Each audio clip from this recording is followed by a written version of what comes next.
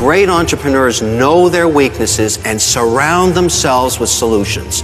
Look around you in the world and see the problems people are having. Keep your eyes open, and when you discover one that you think you can fix, that is the beginning of a business, my friend. Focus on what you want to achieve and don't listen to all the noise. That noise is horrific and just really, really bad. And it's always going to be eating at you, but you've got to stay focused on the goal. Top 10, I got a top 10. Got my motivation high for my top 10. Gotta learn from the wise women and men. All my life, like 9 and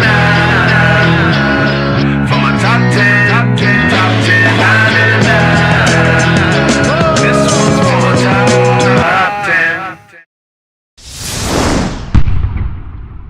10. Need motivation? Watch the top 10 with Believe Nation. Hey, it's Evan Carmichael, and this channel was created to help you overcome the #1 challenge that is holding you back, a lack of belief in yourself. You watch these videos because you know there's something more inside you too. You have Michael Jordan level talent at something. So get ready to surround yourself with strength, stay focused, and be a good leader with Kevin O'Leary and my take on his top 10 rules of success to give you the confidence, motivation, and belief that you need.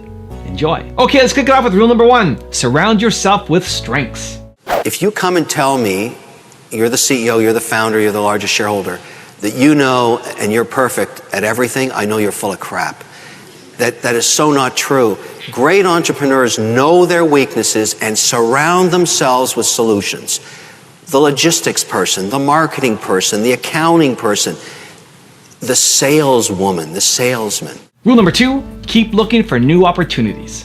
I'll tell you something, nobody has a monopoly on great ideas. Nobody. There's always somebody with a problem that needs to be solved, and that is the essence of a great business opportunity. Look around you in the world and see the problems people are having. Keep your eyes open, and when you discover one that you think you can fix, that is the beginning of a business, my friend. That's how it starts. So don't be down and don't say that all the great ideas are taken. That's never the case. There's always the next great idea, and that's what's wonderful about being an entrepreneur. You've got to keep sort of your mind open and your eyes open and always be looking for opportunity. And don't be depressed. I don't like that tone. Let's get happy and let's get focused and let's get to work. And by the way, the greatest companies ever started were many that were started with no money. It's not about money, it's about solving somebody's problem. If you can solve a problem, you can start a business, even with no cash. You're going to provide as much as you can for the little as you can to start it and prove it out. You get a product or service that people are buying and they're saying, this works for me, you're solving a problem. That's the beginning of a great journey. Rule #3, stay focused on your goal. My advice to people that want to be mavericks is put your blinders on, focus on what you want to achieve, and don't listen to all the noise. That noise is horrific and just really, really bad. And it's always going to be eating at you, but you've got to stay focused on the goal. I was taught that years ago by a mentor, and it's absolutely true. Stay focused, don't let distractors bother you, don't let them get you down, and invariably, you're going to be kicked to the ground as a maverick or an entrepreneur or anybody that's trying to achieve their own freedom, but you got to get up and keep going. Rule #4, be a good leader. What are some of the telltales that you have seen over your years that tell you this person isn't right, I have to let her or him go? That's a good question, and I'll answer it with an analogy of fact. I carry 2 phones with me. This small one is only known by my family and very, very close friends. And when it rings, I'll always answer it because it has to do with something going on with my kids or my family or my brother or whatever. This phone, this larger one, probably 10,000 people have this number. I'm a believer that if you are an entrepreneur or a major shareholder of a company, every single customer should know if they have a problem who they can call. And when I say this concept of access, in other words, many managers think, well, you know, if I give my number out to my employees, they may call me. and the truth is, you want to hear from them. You want to hear the bad news first. And what I found is the more people I give this number to, the less it rings. I tell them simply, look, I want you to have this access because I respect you, and I want you to know that you can come to me. And in that trust, I find that most people never use it. This thing does not ring as much as my family phone does. But when it rings, it's a big deal. And the reason I know it's time to terminate somebody in one of my companies is when my customers and my shareholders call me 3 times about that person. It's always the same.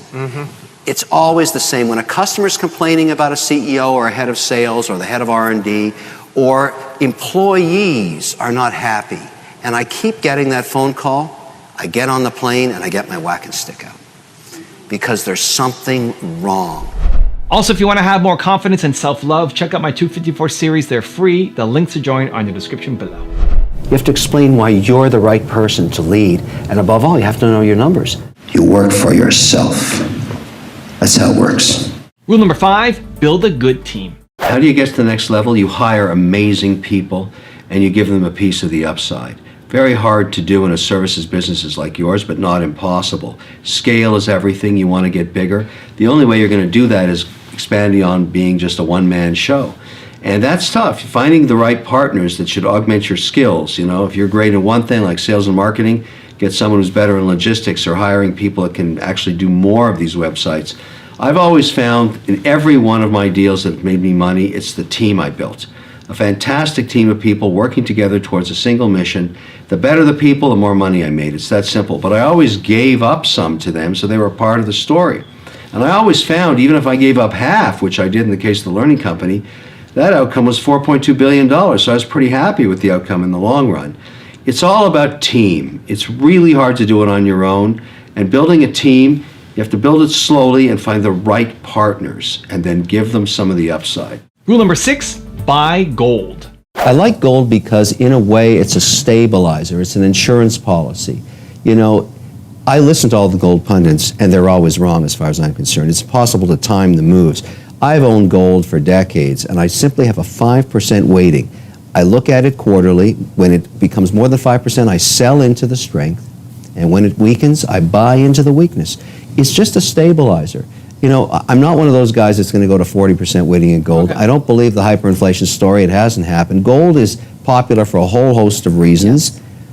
And 5% seems to be enough. It's worked for me in portfolio management. It's the only security I own that doesn't pay a dividend. So, Kevin, I guess, do you not care if gold goes to $2,000 or $5,000 an ounce? You're still going to buy gold? Yeah, I don't care. Like, let it run. I'll be selling into that strength, keeping it a 5% weighting. You know, what I've learned, I'm an old crusty investor. When everybody's saying you got to own it, you should be selling it, because when it corrects, it doesn't touch the sides on the way down. So I simply say 5% is good for me. Some people like a 10, 15% weighting. I'm a 5% guy, and I'm disciplined about it. I hope it runs to 5,000. I don't care. I'll be selling all the way up, keeping it at 5%. And when it corrects back down to 2,000, I'll be buying it in. It's fun. That's the way you should work with gold. Never get so caught up that you take all your dividend-yielding securities that are also a hedge against inflation and put it into a commodity like gold. Rule number 7, make sacrifices. There's a huge sacrifice that people don't think about. You know, most people think, oh, I'm going to start a company, 2 months later it's going to be worth $1 billion, and I'm going to make a fortune. That is actually not what happens to 99% of people. 8 out of 10 fail. They have to do it 3 times. They spend a decade before they get their hit, or they work at one company for 15 years, and they finally get an exit. It's more like that, and the personal sacrifice is huge. There is no soccer game on Saturday. There's no Sunday dinner with the family. You're working because some guy in China or in India or some woman out there is kicking your ass, because we're in a global competition now. And so I don't care what your business is, men, women, you have to understand that you're going into a huge lifestyle change. And I tell people it's not for everybody. Don't do it if you don't have the stamina to get kicked around and driven into the ground and get up and do it again and beaten up by people that tell you, this is not kumbaya stuff, this is hardcore stuff. Rule number 8, don't be impulsive. How do you deal with your emotions? I'm curious to know.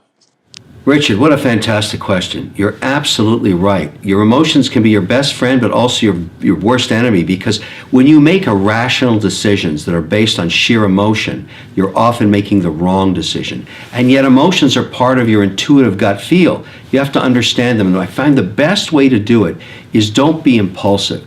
I get pissed off too. I get angry. I get elation. I get all of those things too. But what I've learned over time is not to make decisions under the influence of any of those emotions. Just delay the decision until you can be rational, maybe sleep on it, get up in the morning, have a coffee and think about it. And if you're not comfortable yet, don't make the decision. There's always the option to do nothing for a while. And the only way you're going to learn that is through experience. All the decisions I made under heavy duress or emotional stress have cost me a fortune. Big mistakes. And also, revenge is a stupid emotion. It makes you do stupid things. Be rational about it. Doesn't mean you can't, be pragmatic, but being motivated by hatred or fear or anything like that is never a good outcome. Rule number 9, diversify. Diversification is the only free lunch in investing, and I see this happen so many times. Here's my basic lesson that I've learned that I never vary from, and this works. Trust me, it works. Never more than 5% of your portfolio in any one name, no matter how great the story is. If it's the next Nortel, if it's the next RIM, who cares? 5% max weighting. For me, usually it's 2.5 to 3%. I never let a stock get bigger than that in my portfolio. I sell into the strength all the time. Secondly, never, ever, ever more than 20% in any one sector. So if you love gold, you just can't get past 20% of your net worth in gold, or energy, or any other sector, or financial services. So good sectoral diversification is crucial. And finally, for me, I'm over 60% weighted in debt now versus equity. Not government debt, not treasury bonds, but corporate debt. Remember that a BB or BBB bond is serviced before they pay the dividend on a common stock. So I like to own right up the balance sheet. So I own a lot of prefs, converts, senior debt, floating rate notes. I love that stuff because when they get upgraded, I get capital appreciation. Meanwhile, I get a check. The key to life is the check coming in. It's the cash. If you always, always, always look at the free cash flow, this will keep you safe, because the only friend you're going to have when you're old and crusty is not your dog, not your kids, it's the cash in the bank that's still going to love you. And rule number 10, the last one before a very special bonus clip, is have fun. It really moved me, and I want to read a poem, okay? Oh, no. I really want to read a poem, and I've written it for you. This is that such a doesn't happen special very moment. often. Okay. In cash I know, because I like to watch it flow. When I ask valuation, I want no hesitation. Are you worth $10 million? Hell no. I'm worried that a big bear would have taken a large dump near where you were. God. It's the cleanest mud in the world. It comes from one of the most pristine wild rivers in the world. I would actually really like to have Mr. Wonderful come up here and give you a glacial facial. Okay then. I just hope I'm not being covered in bear poo.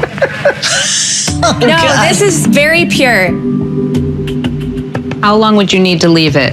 In order to dry, it would take about 10 to 15 minutes. Does it draw the impurities up out of your skin? Absolutely. It contains microfine clay particles that absorb toxins and exfoliate dead skin. Somehow this looks like the true you.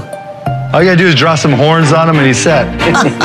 What other body parts can be used with this stuff? Top of his The color of money. The color of Very money. cooling. I feel the toxins leaving my body. Now I have a special bonus clip from Kevin on the importance of apprenticeships that I think you're going to enjoy. But before that, it's time for the 3-point landing questions. Let's go from just watching a video to taking action. Here we go. Question number 1. Where do you need to stop being impulsive? Number 2. How can you be a better leader this week? And number 3. What's the goal that you need to stay focused on? And if you made it this far in a video, I want to celebrate you. Give me a hashtag believe down in the comments as well. Don't worry about finding the passion. The key to entrepreneurship is to really look for opportunity.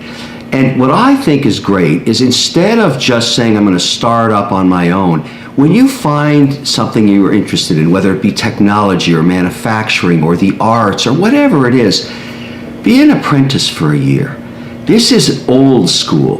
That way you can find out if the passion is really in you. You can actually steep yourself in and say, look, I'm a really good worker. Let's say you find a company you want to work for. You go in and see the CEO, the man or woman running it, and say, you don't have to pay me.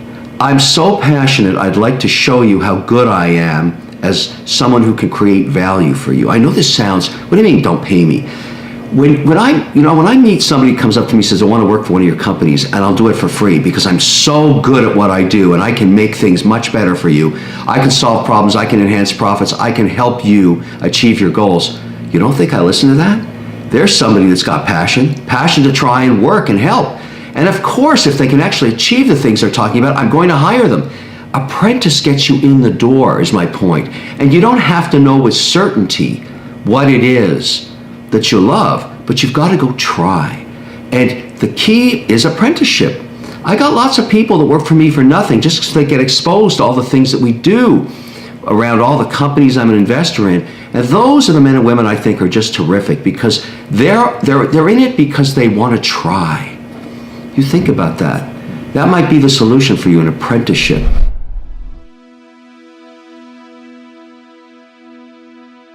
If you want 10 more rules from Tony Robbins, check out the video right there next to me. I think you'll enjoy it.